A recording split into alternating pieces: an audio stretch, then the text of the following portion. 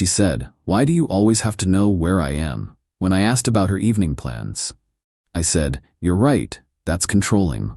Then I stopped asking and stopped sharing my location. She panicked when she realized I'd been in Vegas all weekend. Original post: I, 33 male, had a simple question for my girlfriend Jessica 3 weeks ago. We'd been together for 4 years, living together for 2. "What are you up to tonight?" I asked while making breakfast. She exploded. "Why do you always need to know where I am? It's suffocating. I can't breathe in this relationship." I was confused. I ask maybe once or twice a week, usually to plan dinner or know if I should wait up.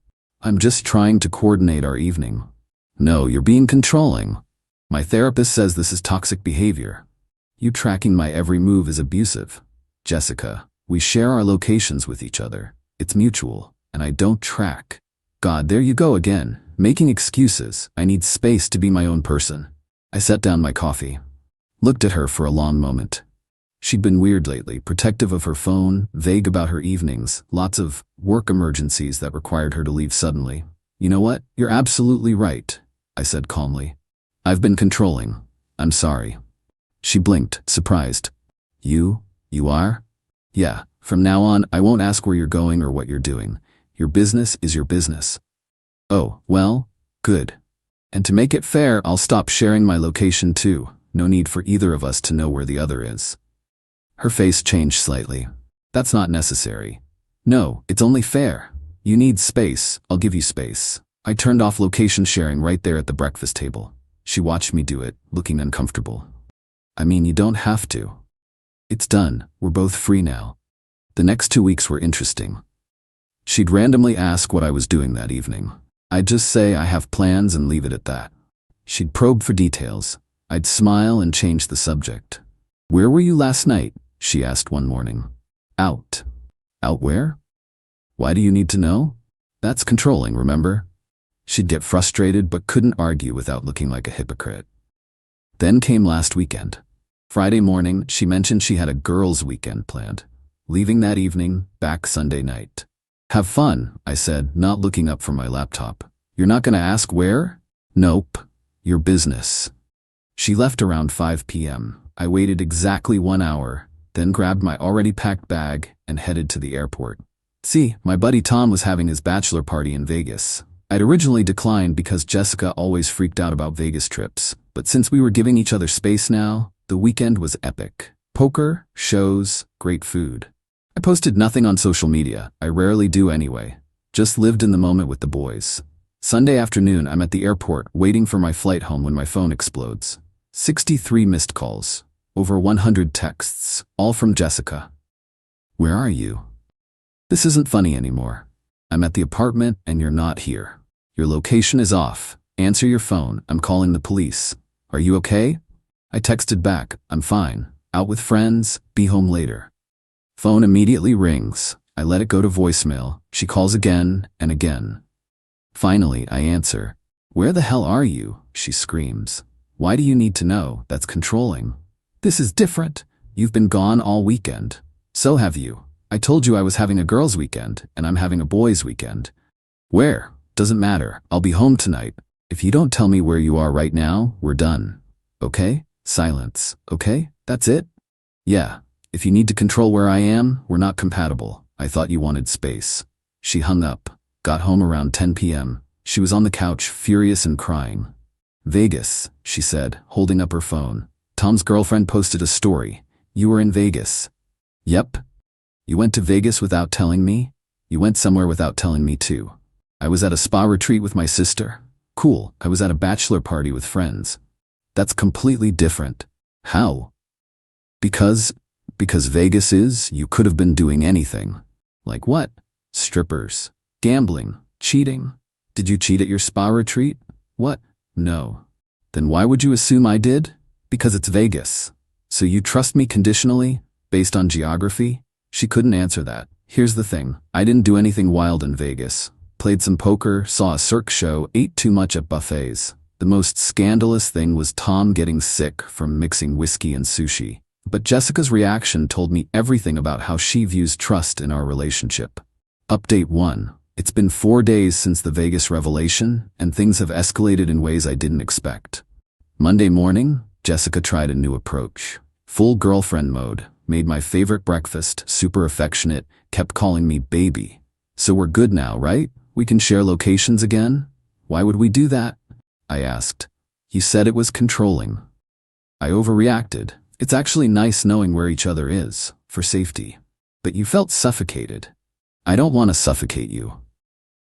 You're not. I was being dramatic. Jessica, you said your therapist called it toxic. She went quiet. Maybe I misunderstood what she said. Or maybe there is no therapist. She froze. What's that supposed to mean? When's your next appointment? That's private. Of course it is. Later that day, I get a call from her best friend Megan. What did you do to Jessica? She's a mess. I went to Vegas for a bachelor party. Without telling her. She went to a spa weekend without giving me details. We agreed we don't need to know where each other is. That's different. She's a woman. Excuse me? Women need to know where their boyfriends are, for emotional security. But men don't need the same. Men who need to know where their girlfriends are every second are controlling. That's an interesting double standard. It's not a double standard, it's just how relationships work. According to who? She hung up on me. Tuesday, Jessica's mom called. They tag-teamed me. Jessica tells me you're being emotionally abusive. By respecting her need for space, by disappearing to Las Vegas. I didn't disappear. I went on a planned trip with friends. She's your girlfriend. She has a right to know. She said, I don't have that right when it comes to her whereabouts. That's different. Everyone keeps saying that, but no one explains how. Because she's not the type to do anything wrong. And I am? Men in Vegas, we all know what happens. What happened was poker and overpriced drinks. Jessica is talking about taking a break. That's her choice. You don't even care. I care. But I won't be in a relationship with double standards. Wednesday night, Jessica came home late, around 11 p.m. Smelled like cologne, not her perfume. Men's cologne. Fun night? I asked. Yeah, just drinks with coworkers. Cool. She was expecting an interrogation. Didn't get one. It was killing her. Don't you want to know who was there? Nope. It was a group thing. Brett from accounting was there too. Brett, the guy who's been just a friend forever. The one whose cologne I was currently smelling. Sounds fun? She stared at me, frustrated. You really don't care? I really don't need to control you. Thursday. Yesterday was when things got weird. I came home to find Jessica going through my phone. She'd figured out my passcode somehow. What are you doing? Just looking? At what? Nothing. God, why are you so paranoid? I took my phone back. You just broke into my phone and I'm paranoid. I wasn't breaking in. Couples share phones. Since when? Since always, unless you have something to hide. Like you hiding your phone lately? I haven't been hiding anything. I pulled up her Instagram. She'd been tagged in a story from 2 weeks ago, at a club, dancing very close with Brett. The weekend she said she was too tired to go out. Explain this. Her face went red. You're stalking my social media now? It's public. Your friend tagged you. We were just dancing. As friends. In a relationship, you tell your partner when you're going clubbing with other men. You're being controlling again. No, I'm pointing out your double standard. You can't handle me going to Vegas with the boys, but you're grinding on Brett at a club. That's different. There's that word again. She grabbed her keys and stormed out. Came back 2 hours later. Drunk. You know what your problem is? She slurred. You don't fight for me. You don't care enough to be jealous. You're drunk. Go to bed. Brett would be jealous. Brett would care. Then date Brett. She started sobbing. Maybe I will. He appreciates me. Okay, we've been texting for months. He actually cares about my feelings. Good for Brett. I could have slept with him tonight, but I didn't. Congratulations on basic loyalty. You're such an asshole. I'm done. We're over. Okay, I'll start looking for a new place tomorrow. That sobered her up real quick. What? No, this is just a fight. You just dumped me. I accept. I didn't mean it. You meant it enough to say it. You can't just leave. Watch me. This morning she's been panic texting from work. Apparently she told Brett we broke up last night and he immediately asked her out. Now she's freaking out because it's moving too fast and he's being too intense and you can't actually move out. The apartment is in my name. I can absolutely move out. Already scheduled 3 viewings for places this weekend. Update 2. Well, the weekend brought a whole new level of crazy. Friday night, Jessica came home with Brett. Didn't tell me he was coming. They walked in while I was packing boxes in the living room. "What's happening here?" Brett asked, trying to sound tough. Dude's maybe 5'7" and built like a breadstick. "I'm moving out. You two have fun." Jessica looked panicked. "You're not actually leaving." "Viewings tomorrow. Found a nice place downtown." Brett stepped forward. "Actually, bro, maybe Jessica should keep the apartment. It's the gentlemanly thing to do." I laughed. "Brett, the lease is in my name. I pay the rent. Jessica's been living here rent-free for a year because she's between jobs." Jessica's face went red.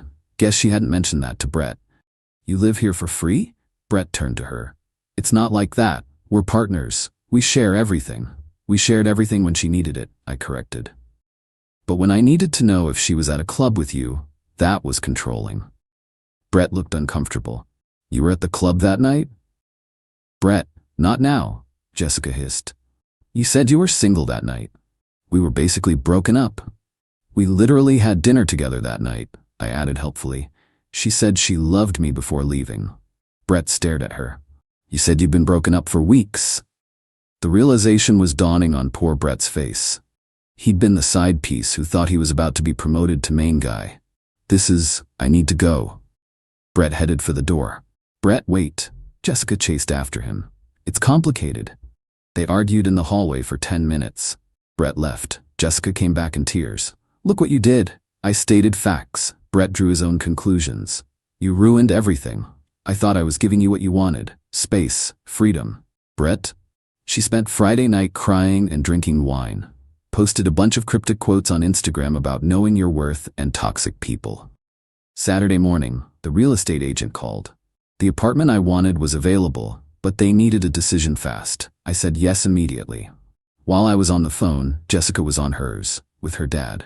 "Daddy, I need help." "No, we're broken up. He's abandoning me." I could hear her dad's voice through the phone offering to pay for a lawyer. "For what?" I called out. "Being broken up with?" She covered the phone. "For illegal eviction. You're not a tenant, you're a guest. No lease, no rent payments, you have zero legal standing." She went pale and continued the call in her room. An hour later, there's a knock. Her parents, Robert and Diane. Old money, real estate family. They walked in like they owned the place. "Sit down, young man," Robert commanded. "I'm good standing, thanks. My daughter has invested 4 years in this relationship. She deserves compensation." I actually laughed. "Compensation? For what?" "Emotional labor, domestic contributions, career sacrifices. She hasn't worked in a year. I do most of the cooking and cleaning. What career did she sacrifice?" Diane chimed in. "She gave up opportunities to be with you." "What opportunities?" "The 3 MLMs she quit, the photography business that took 0 photos, the lifestyle blog with 2 posts. Jessica was mortified. "Those were real ventures. Funded by me, about $8,000 total if we're counting." Robert pulled out his checkbook. "What will it take for you to let her keep the apartment?" "It's not about money. I need a place to live. She can't afford this apartment." "We'll pay her rent." "Then get her a different apartment. This lease ends in 3 months anyway." "She wants this one. She's established here." "Established? She doesn't even get mail here. Everything's still going to your address." Jessica started crying again. "Why are you being so cruel?" "I'm not being cruel. I'm moving on like you wanted when you said we were done." Diane tried another approach. "What about the time she supported you emotionally through your mother's illness?" "My mom had the flu for a week last year. Jessica complained the whole time about having to be quiet while Mom rested in the guest room." "You mean when she tried to make my sick mother sleep on the couch so she wouldn't contaminate the guest room?" Silence. Robert stood up. "You'll regret this. I know people." "Is that a threat?" "It's a promise. You'll never work in this city again." "I work for the federal government, Robert. Good luck with that." They left in a huff. Jessica stayed, alternating between crying and rage texting. Sunday was moving day. I'd hired movers for the morning. As they were loading boxes, Jessica made one last play. She came out in lingerie. "Remember when we first moved in?" She pressed against me. "We christened every room. Jessica, the movers are literally right there. One mover tried very hard to look at the ceiling. We could try again, work things out, forget all this nonsense. The nonsense where you emotionally cheated with Brett for months? It wasn't cheating, we just talked about how much you wanted to be with him. I was confused. And now? I choose you. Because Brett ran away when he found out you lied? She stepped back, face hard. You're gonna regret this. Probably not. As the movers took the last box, she played her final card. I'm pregnant. I stopped, turned around. No, you're not. How would you know? Because we haven't had sex in 2 months. You've been too stressed or too tired, probably because you were saving yourself for Brett. Her face crumbled. That's not, I wasn't. Plus, you were drinking heavily 3 days ago. You wouldn't do that if you were pregnant.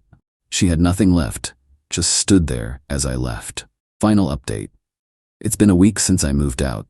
The new apartment is smaller, but all mine. Peace and quiet. No drama, no double standards. Jessica lasted exactly 3 days before the bombardment started. First, she tried the friend approach. Had 7 different people contact me about giving her another chance, and how relationships take work, and you guys were so good together. My response to all of them? She wanted space. I gave her infinite space. Then came the social media campaign. She posted a series of stories about narcissistic exes and emotional manipulation and starting fresh. The comments were hilarious, half supporting her, half calling out her obvious lies. Someone even commented, "Didn't you tell me last month you were planning to date Brett from your office?" She deleted that real quick. Thursday, I get a call from my landlord at the old place. Jessica hadn't left, she'd changed the locks. She says she's your common-law wife and has rights to the apartment. We don't have common-law marriage in this state. She's a guest who won't leave, that's trespassing. I'm serving her with a 3-day notice to vacate. Good, let me know if you need any documentation proving she's not a tenant. Friday, Brett reached out. Yeah, Brett. Hey man, can we talk? Met him for coffee. He looked rough. She won't leave me alone, he said. Hundreds of texts, shows up at my apartment, called my mom. Your mom? Told her we were getting married. My mom called to congratulate me. I've known Jessica for a month. Technically, you've been emotional affair partners for longer. It wasn't. Okay, yeah, it was. I'm sorry about that. I'm not the one you screwed over, you screwed yourself. She told me you were abusive, controlling, that you wouldn't let her leave. And you believed her while she was living rent-free in my apartment? I didn't think about it like that. Brett, she played you, just like she played me. Learn from it.